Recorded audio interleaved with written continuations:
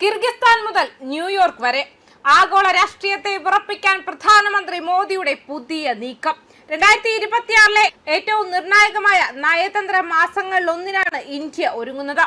വെറും ഒരു മാസത്തിനുള്ളിൽ 3 സുപ്രധാന ബഹുരാഷ്ട്ര വേദികളിൽ പ്രധാനമന്ത്രി നരേന്ദ്രമോദി പങ്കെടുക്കുമെന്ന് പ്രതീക്ഷിക്കുന്നതോടെ ആഗോള രാഷ്ട്രീയത്തിൽ ഇന്ത്യയുടെ സാന്നിധ്യവും സ്വാധീനവും വീണ്ടും ശ്രദ്ധാകേന്ദ്രമാവുകയാണ്. കിർഗിസ്ഥാനിൽ നടക്കുന്ന ഷാങ്ഹായ് സഹകരണ സംഘടനാ ഉച്ചകോടി, ന്യൂഡൽഹിയിൽ നടക്കുന്ന ബ്രിക്സ് ഉച്ചകോടി, തുടർന്ന് ന്യൂയോർക്കിൽ നടക്കുന്ന ഐക്യരാഷ്ട്രസഭയുടെ പൊതുസഭാ സമ്മേളനം എന്നിവയിൽ പ്രധാനമന്ത്രി പങ്കെടുക്കുന്നതോടെ ഇന്ത്യയുടെ വിദേശനയ മുൻഗണനകളും ആഗോള തലത്തിലുള്ള തന്ത്രപരമായ നിലപാടുകളും ലോകത്തിനു മുന്നിൽ അവതരിപ്പിക്കാനുള്ള വലിയ അവസരമാണ് ഇന്ത്യക്ക് ലഭിക്കുന്നത്. ഓഗസ്റ്റ് അവസാനത്തോടെ കിർഗിസ്ഥാന്റെ തലസ്ഥാനമായ ബിഷ്കെക്കിൽ നടക്കുന്ന ഷാങ്ഹായ് സഹകരണ സംഘടനയുടെ ഉച്ചകോടിയോടെയാണ് ഈ തിരക്കേറിയ നയതന്ത്ര കലണ്ടർ ആരംഭിക്കുന്നത്.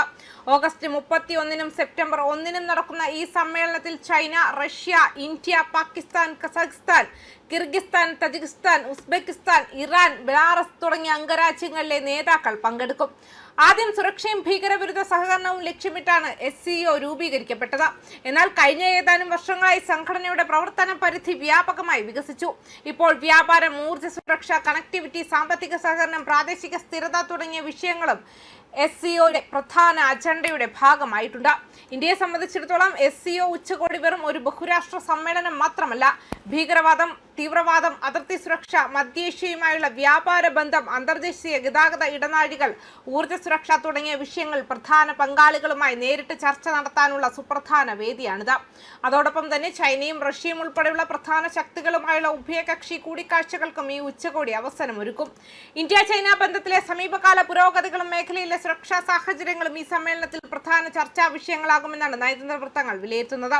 SCO ഉച്ചകോടിക്ക് പിന്നാലെ സെപ്റ്റംബർ 12-13 തീയതികളിൽ ന്യൂഡൽഹിയിൽ നടക്കുന്ന 18ാമത് ബ്രിക്സ് ഉച്ചകോടിക്ക് ഇന്ത്യ ആതിഥേയത്വം വഹിക്കും. 2026 ബ്രിക്സ് അധ്യക്ഷ സ്ഥാനം ഇന്ത്യ വഹിക്കുന്ന സാഹചര്യത്തിൽ ഈ സമ്മേളനത്തിന് പ്രത്യേക പ്രാധാന്യമുണ്ട്. പ്രതിരോധ ശേഷി, നവീകരണം, സഹകരണം, സുസ്ഥിരത എന്നിവയ്ക്കായുള്ള നിർമ്മാണം എന്ന പ്രമേയമാണ് ഇന്ത്യ ഈ വർഷത്തെ അധ്യക്ഷ സ്ഥാനത്തിനായി സ്വീകരിച്ചിരിക്കുന്നത്. ലോകം സാമ്പത്തിക അനിശ്ചിതത്വം, കാലാവസ്ഥാ വ്യതിയാനം, വിതരണ ശൃംഖലകളിലെ പ്രതിസന്ധി, സാങ്കേതിക മത്സരങ്ങൾ തുടങ്ങിയ വെല്ലുവിളികൾ നേരിടുന്ന സാഹചര്യത്തിൽ ഈ പ്രമേയം ഏറെ പ്രസക്തമാണെന്നാണ് വിലയിരുത്തപ്പെടുന്നത്. ബ്രിക്സ് കൂട്ടായ്മ രൂപീകരിക്കപ്പെട്ടപ്പോൾ ബ്രസീൽ, റഷ്യ, ഇന്ത്യ, ചൈന, ദക്ഷിണാഫ്രിക്ക എന്നീ 5 രാജ്യങ്ങൾ മാത്രമായിരുന്നു അംഗങ്ങൾ. എന്നാൽ സമീപ വർഷങ്ങളിൽ പശ്ചിമേഷ്യയിലെയും ആഫ്രിക്കയിലെയും നിരവധി രാജ്യങ്ങൾ അംഗങ്ങളായതോടെ ബ്രിക്സ് ആഗോള സാമ്പത്തിക രാഷ്ട്രീയ വേദിയായി കൂടുതൽ ശക്തി പ്രാപിച്ചു. ലോക ജനസംഖ്യയുടെ വലിയൊരു വിഹിതത്തെയും ആഗോള സമ്പദ് വ്യവസ്ഥയുടെ ഗണ്യമായ പങ്കിനെയും ഊർജ്ജ സ്രോതസ്സുകളെയും പ്രതിനിധീകരിക്കുന്ന ഈ കൂട്ടായ്മ ഇന്ന് പാശ്ചാത്യ സാമ്പത്തിക സംവിധാനങ്ങൾക്ക് ബദലായി വളരുന്ന ശക്തിയായി വിലയിരുത്തപ്പെടുന്നു. ന്യൂഡൽഹിയിൽ നടക്കുന്ന ബ്രിക്സ് ഉച്ചകോടി ഇന്ത്യയുടെ നയതന്ത്ര പ്രാധാന്യം കൂടുതൽ ഉയർത്തുമെന്നാണ് പ്രതീക്ഷ. ഉച്ചകോടിയിൽ പങ്കെടുക്കാൻ വിവിധ രാജ്യങ്ങളുടെ രാഷ്ട്രത്തലവന്മാരും സർക്കാർ തലവന്മാരും ഇന്ത്യയിലെത്തും. ഇതോടനുബന്ധിച്ച് നിരവധി ഉഭയകക്ഷി ചർച്ചകളും ബഹുമുഖ കൂടിക്കാഴ്ചകളും നടക്കാനാണ് സാധ്യത.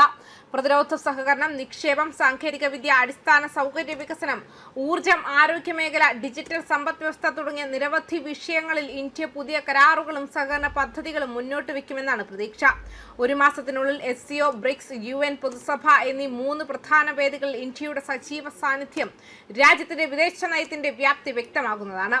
ഒരു ഭാഗത്ത് ചൈനയും റഷ്യയും ഉൾപ്പെടുന്ന യൂറോപ്യൻ സഹകരണ സംവിധാനങ്ങളുമായി ബന്ധം ശക്തിപ്പെടുത്തുമ്പോൾ മറുവശത്ത് വികസനോന്മുഖ രാജ്യങ്ങളുടെ ശബ്ദമായി ബ്രിക്സിൽ നേതൃത്വം നൽകുകയും അതേസമയം ഐക്യരാഷ്ട്രസഭയിൽ ആഗോള വിഷയങ്ങൾ നിലപാട് വ്യക്തമാക്കുകയും ചെയ്യുന്ന ബഹുമുഖ നയതന്ത്ര സമീപനമാണ് ഇന്ത്യ സ്വീകരിക്കുന്നത്. അതുകൊണ്ട് തന്നെ 2026 ഈ നയതന്ത്ര പരമ്പര വെറും 3 അന്താരാഷ്ട്ര സമ്മേളനങ്ങളുടെ കലണ്ടർ മാത്രമല്ല, ലോകരാഷ്ട്രീയത്തിൽ ഇന്ത്യയുടെ വർദ്ധിച്ചു വരുന്ന സ്വാധീനത്തിന്റെയും നേതൃത്വ അവകാശവാദത്തിന്റെയും ശക്തമായ സൂചനയായാണ് ഇതിനെ വിലയിരുത്തപ്പെടുന്നത്. ന്യൂസ് ഡെസ്ക് കർമ്മ ന്യൂസ്.